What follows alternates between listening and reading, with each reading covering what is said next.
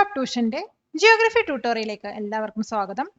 ഇന്ന് നമ്മൾ പഠിക്കാൻ പോകുന്നത് chapter 5 Indian economy through various സെക്ടേഴ്സിൽ വരുന്ന ഫോക്കസ്ഡ് ക്വസ്റ്റ്യൻസുകളാണ്. Question: who is responsible for collecting and publishing economic data in India? ഇന്ത്യയിലുള്ള എക്കണോമിക് ഡാറ്റ കളക്ട് ചെയ്യുന്നതും അതുപോലെ അത് പബ്ലിഷ് ചെയ്യുന്നതും ആരാണ്? ഇപ്പം നാഷണൽ സ്റ്റാറ്റിസ്റ്റിക്കൽ ഓഫീസ് അല്ലെങ്കിൽ NSO ആണ് ഈ ഒരു ടാസ്ക് ചെയ്യുന്നത്.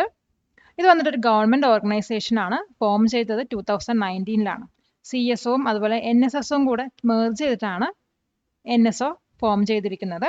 ഇപ്പൊ NSO വന്നിട്ട് ഡാറ്റാസ് കളക്ട് ചെയ്തിട്ട് അതിനെ അനലൈസ് ചെയ്തിട്ട് സ്റ്റാറ്റിസ്റ്റിക്കൽ ഡാറ്റയായിട്ട് ഇത് പബ്ലിഷ് ചെയ്യും. ഇപ്പൊ ഇതിനകത്ത് നാഷണൽ ഇൻകം കൂടെ ഉൾപ്പെടുത്തുന്നതാണ്. അപ്പൊ ഇതിന്റെ ആൻസർ നമുക്ക് എങ്ങനെ എഴുതാൻ നോക്കാം. The National Statistical Office or NSO is the government organization responsible for this task. It was formed in 2019 by merging the CSO and NSSO. The NSO collects, analyzes and publishes statistical data including national income. This data is crucial for creating economic policies and planning government projects. Question: What is depreciation cost in the context of national income? National ഇൻകത്തിന്റെ കോണ്ടെക്സ്റ്റിൽ depreciation cost പറഞ്ഞാൽ എന്താണ്? ഇപ്പൊ depreciation cost എന്ന് പറയുന്നത് machinery vehicles പോലത്തെ capital ഗുഡ്സിൽ വരുന്ന കേടുപാടുകളുമായി റിലേറ്റഡ് ആയിട്ടുള്ള എക്സ്പെൻസുകളാണ്. ഇപ്പോൾ ഒരു അസറ്റ് യൂസ് ചെയ്യും തോറും അതിന്റെ എഫിഷ്യൻസി കുറഞ്ഞുകൊണ്ട് വരും. ഈ ഒരു വാല്യൂയിലുള്ള റിഡക്ഷനെയാണ് ഡെപ്രിസിയേഷൻ എന്ന് പറയുന്നത്. അപ്പോൾ നെറ്റ് നാഷണൽ പ്രൊഡക്റ്റ് കാൽക്കുലേറ്റ് ചെയ്യുന്ന സമയത്ത് ഗ്രോസ് നാഷണൽ പ്രൊഡക്റ്റിൽ നിന്നും ഡെപ്രിസിയേഷൻ കുറയ്ക്കുകയാണ് ചെയ്യുന്നത്. അപ്പൊ ഇതിന്റെ ആൻസർ നമുക്ക് എങ്ങനെ എഴുതാൻ നോക്കാം. Depreciation cost is the expense related to the wear and tear of capital goods like machinery and vehicles. As assets are used, their efficiency decreases and they become old. This reduction in value is called depreciation. It is subtracted from the gross national product, that is GNP, to calculate the net national product, that is NNP. Question: Explain the income method of calculating national income. National income calculate ചെയ്യുന്ന income മെത്തേഡിനെ കുറിച്ചിട്ട് explain ചെയ്യുക. ഇപ്പൊ income method national income calculate ചെയ്യുന്ന മെത്തേഡാണ്.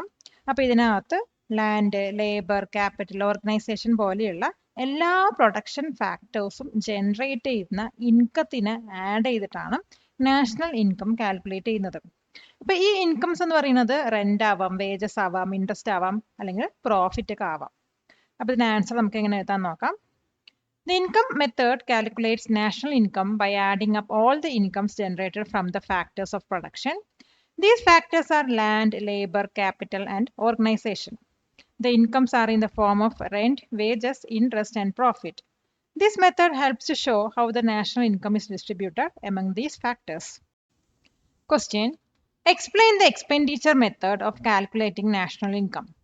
National income calculate ചെയ്യുന്ന expenditure മെത്തേഡിനെ കുറിച്ചിട്ട് explain ചെയ്യുക. ഇപ്പൊ എക്സ്പെൻഡിച്ചർ മെത്തേഡും നാഷണൽ ഇൻകം കാൽക്കുലേറ്റ് ചെയ്യാൻ യൂസ് ചെയ്യുന്ന ഒരു മെത്തേഡാണ്. ഇതിനകത്ത് എക്കോണമിയിലുള്ള എല്ലാ ഗുഡ്സും സർവീസസിന്റെ എക്സ്പെൻസസ് ആഡ് ചെയ്തിട്ടാണ് നാഷണൽ ഇൻകം കാൽക്കുലേറ്റ് ചെയ്യുന്നത്.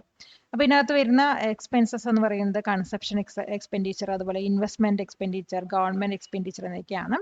ഇത് മാത്രമല്ല ഇതിനകത്തുള്ള നെറ്റ് എക്സ്പോർട്സ് പറഞ്ഞാൽ വാല്യൂ ഓഫ് എക്സ്പോർട്സിൽ നിന്നും വാല്യൂ ഓഫ് ഇമ്പോർട്ട്സ് മൈനസ് ചെയ്ത് കിട്ടുന്ന വാല്യൂ ആണ്. അപ്പൊ ഇതും ഇതിനകത്ത് ഇൻക്ലൂഡഡ് ആണ്. അപ്പൊ ഇതിന്റെ ആൻസർ നമുക്ക് എങ്ങനെ എഴുതാൻ നോക്കാം. The expenditure method calculates national income by adding all the expenses on goods and services in an economy. It includes consumption expenditure, that is C, investment expenditure, that is I, and the government expenditure, that is G. It also includes net exports, which is the value of exports, that is X, minus the value of imports, that is M. The formula is NI equal to C plus I plus G plus X minus M. കൊടുക്കുന്നതോറും ഏറിടും വിദ്യ തന്നെ മഹാധനം. ഈ video ഉപകാരപ്പെട്ടുവെങ്കിൽ like ചെയ്യൂ, share ചെയ്യൂ. Question: What is meant by structural transformation in an economy? ഒരു എക്കോണമിയിലുള്ള structural transformation പറഞ്ഞാൽ എന്താണ്? Economy grow ചെയ്യുകയോ അല്ലെങ്കിൽ develop ചെയ്യുന്ന സമയത്ത് ഡിഫറെൻറ്റ് സെക്ടേഴ്സിൻ്റെ ഇമ്പോർട്ടൻസിൽ വരുന്ന ചേഞ്ചസിനെയാണ് സ്ട്രക്ചറൽ ട്രാൻസ്ഫോർമേഷൻ എന്ന് പറയുന്നത്. അതായത് പ്രൈമറി, സെക്കൻഡറി, ടെർഷറി സെക്ടേഴ്സിലുള്ള എംപ്ലോയ്മെൻറ്റ് ഓപ്പർച്യൂണിറ്റീസിലൊക്കെ വരുന്ന ചേഞ്ചസ് ഒക്കെയാണ് ഇതിനകത്ത് ഇൻക്ലൂഡ് ചെയ്യുന്നിരിക്കുന്നത്. അപ്പോൾ ഇതിന് ആൻസർ എങ്ങനെ എഴുതാൻ നോക്കാം. Structural transformation refers to the change in the relative importance of different sectors over time. This happens as an economy grows and develops. It involves a shift in the contribution made by each sector to the national income. It also includes a change in employment opportunities across the primary, secondary, and tertiary sectors. Question: what are the main problems faced by workers in the unorganized sector? Unorganised സെക്ടറിൽ workers face ചെയ്യുന്ന main problems എന്താണ്?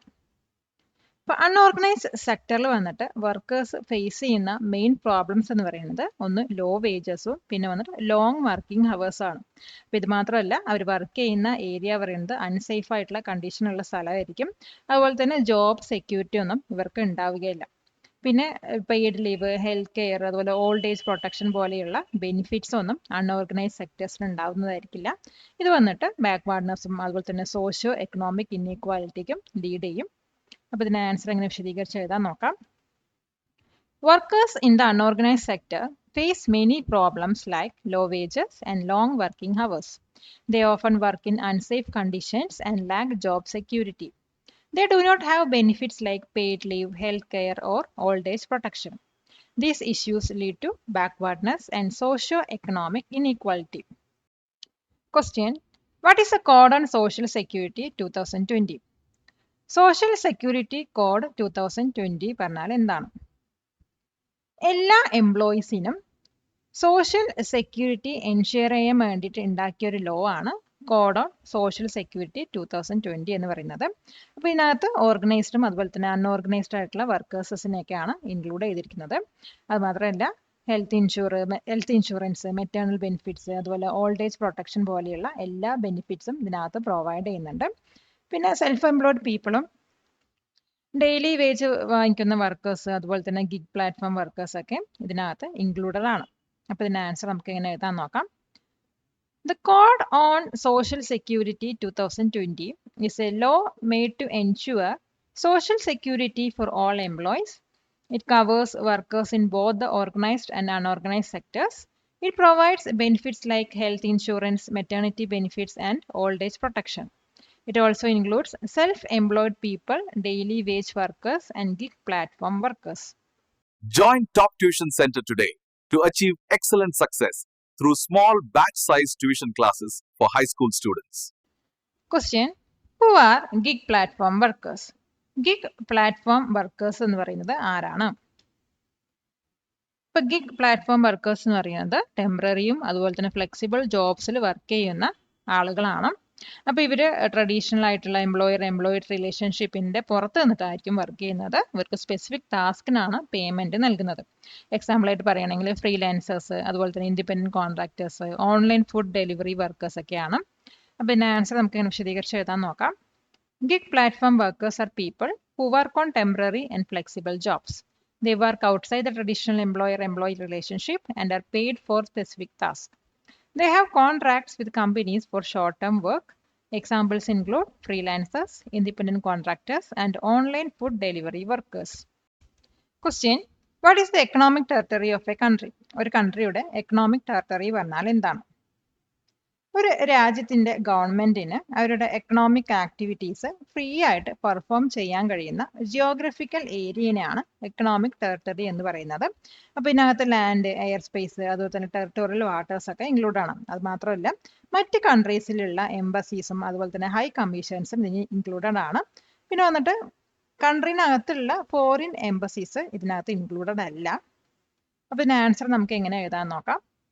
The economic territory is the geographical area where a country's government has the freedom to perform economic activity. It includes the land, airspace, and territorial waters. It also includes embassies and high commissions in other countries. However, it excludes foreign embassies located within the country. Question: Why did the share of primary sector in India's GVA decline? എന്തുകൊണ്ടാണ് primary സെക്ടറിലുള്ള share ഇന്ത്യയിലുള്ള GVA decline ചെയ്തത്? ഇപ്പോൾ primary സെക്ടേഴ്സിന്റെ share decline ചെയ്യാൻ കാരണം സെക്കൻഡറിന്റെയും അതുപോലെ തന്നെ tertiary സെക്ടേഴ്സിന്റെ fast ആയിട്ടുള്ള growth ആണ്. ഒരു എക്കോണമി ഡെവലപ്പ് ചെയ്യുന്ന സമയത്ത് അവിടെ ഒരു നാച്ചുറൽ ഷിഫ്റ്റ് ആണ് നടക്കുന്നത്. അതായത് അഗ്രികൾച്ചറിൽ നിന്നും ഇൻഡസ്ട്രി സർവീസസിലോട്ടുള്ള ഒരു നാച്ചുറൽ ഷിഫ്റ്റ് ആണ് സംഭവിക്കുന്നത്. ഇപ്പോൾ ഈ ഒരു അഗ്രികൾച്ചറിന്റെ ഔട്ട്പുട്ട് ഇൻക്രീസ് ചെയ്താലും മറ്റു സെക്ടേഴ്സിന്റെ ഗ്രോത്തിനെ അപേക്ഷിച്ചിട്ട് പ്രൈമറി സെക്ടറിന്റെ ഗ്രോത്ത് വളരെ കുറവാണ്. അപ്പോൾ ഈ ഒരു ചേഞ്ചിനെയാണ് സ്ട്രക്ചറൽ ട്രാൻസ്ഫോർമേഷൻ എന്ന് പറയുന്നത്. അപ്പോൾ ഇതിന്റെ ആൻസർ നമുക്ക് എങ്ങനെ എഴുതാൻ നോക്കാം. The primary sector's share declined because the secondary and tertiary sectors grew much faster. As an economy develops, there is a natural shift from agriculture to industry and services. While agricultural output increased, its growth rate was slower compared to the other two sectors. This change is a sign of structural transformation in the Indian economy. Question. Why is the interdependence between the three sectors essential for economic growth? Economic growthന് മൂന്ന് സെക്ടേഴ്സിന്റെയും interdependence essential ആണ് എന്ന് പറയാൻ കാരണം, interdependence വന്നിട്ട് എക്കോണമിയിൽ ഗുഡ്സിന്റെയും സർവീസസിന്റെയും ഒക്കെ smooth flow ആണ് ensure ചെയ്യുന്നത്. അതായത് പ്രൈമറി സെക്ടർ വന്നിട്ട് സെക്കൻഡറി സെക്ടറിന് റോ മെറ്റീരിയൽസ് പ്രൊവൈഡ് ചെയ്യുന്നു. അപ്പോൾ സെക്കൻഡറി സെക്ടർ വന്നിട്ട് പ്രൈമറി സെക്ടറിന് മെഷീനറിയും എക്യുപ്മെന്റും പ്രൊവൈഡ് ചെയ്യുന്നു. ഇനി ടെറിഷറി സെക്ടർ എടുക്കുകയാണെങ്കിൽ അത് വന്നിട്ട് ട്രാൻസ്പോർട്ട്, ഫിനാൻസ്, മാർക്കറ്റിംഗ് പോലെയുള്ള സർവീസസ് ആണ് ബാക്കി രണ്ട് സെക്ടേഴ്സിനും പ്രൊവൈഡ് ചെയ്യുന്നത്. ഇങ്ങനെ ഒരു പ്രൊഡക്ഷൻ സൈക്കിളാണ് അവിടെ കംപ്ലീറ്റ് ചെയ്യുന്നത്. അപ്പോൾ ഇതിന്റെ ആൻസർ നമുക്ക് എങ്ങനെ എഴുതാൻ നോക്കാം. Interdependence ensures a smooth flow of goods and services in the economy. The primary sector provides raw materials for the secondary sector. The secondary sector provides machinery and equipment for the primary sector. The tertiary sector provides crucial services like transport, finance, and marketing for both completing the production cycle. Subscribe to this channel for more videos like this. Question. How is GDP calculated from GVA? GVA യിൽ നിന്നും എങ്ങനെയാണ് GDP calculate ചെയ്യുന്നത്? ഇപ്പോൾ എക്കണോമിയുടെ GVA അല്ലെങ്കിൽ gross value added ആണ് GDP calculate ചെയ്യാൻ ആദ്യം എടുക്കുന്നത്. അതിനുശേഷം ഈ പ്രൊഡക്റ്റ് ടാക്സസ് GVAയിൽ കൂടെ ആഡ് ചെയ്യും. എന്നിട്ട് ഗവൺമെന്റ് പ്രൊവൈഡ് ചെയ്തിട്ടുള്ള പ്രൊഡക്റ്റ് സബ്സിഡീസ് ഈ ഒരു വാല്യൂയിൽ നിന്ന് മൈനസ് ചെയ്യുകയാണ് ചെയ്യുന്നത്. അങ്ങനെയാണ് GDP കാൽക്കുലേറ്റ് ചെയ്യുന്നത്. അതായത് GDP എന്ന് പറയുന്നത് GVA plus product tax minus product subsidy. അപ്പോൾ ഇതിന്റെ ആൻസർ നമുക്ക് ഇങ്ങനെ എഴുതാൻ നോക്കാം. GDP is calculated by taking the gross value added, that is GVA, of the economy. Then product taxes are added to the GVA. After that, product subsidies provided by the government are subtracted. The formula is GDP equal to GVA plus product tax minus product subsidy. Question. What does the employment structure in India indicate? എന്താണ് ഇന്ത്യയിലുള്ള employment structure indicate ചെയ്യുന്നത്? അപ്പോൾ employment structure എന്താ indicate ചെയ്യുന്നത് വെച്ചാൽ ഇന്ത്യയിലുള്ള പോപ്പുലേഷന്റെ large പാർട്ടും primary സെക്ടറിനെയാണ് ജോബിന് വേണ്ടി ആശ്രയിക്കുന്നത് എന്നാണ്.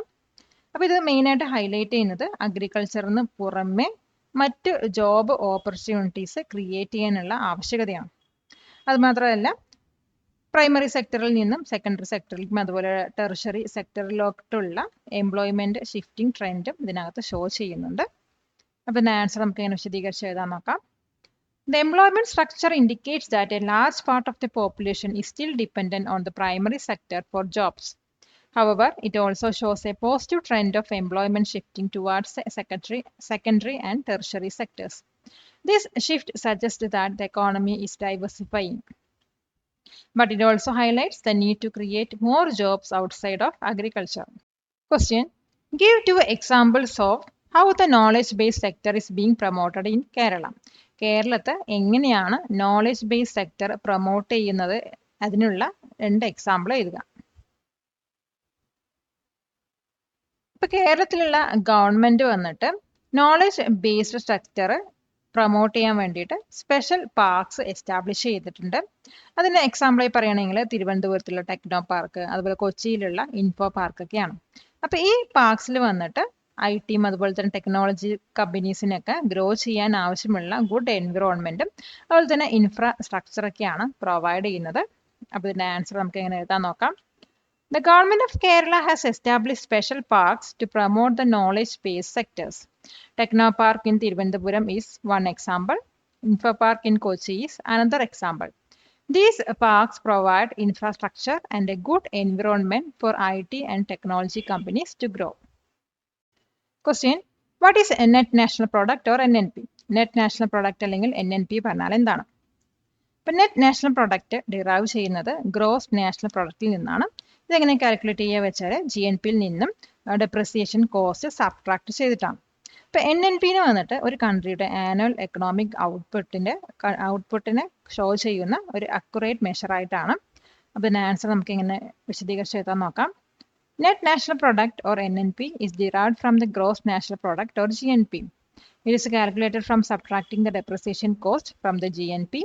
NNP is often considered a more accurate measure of country's annual economic output.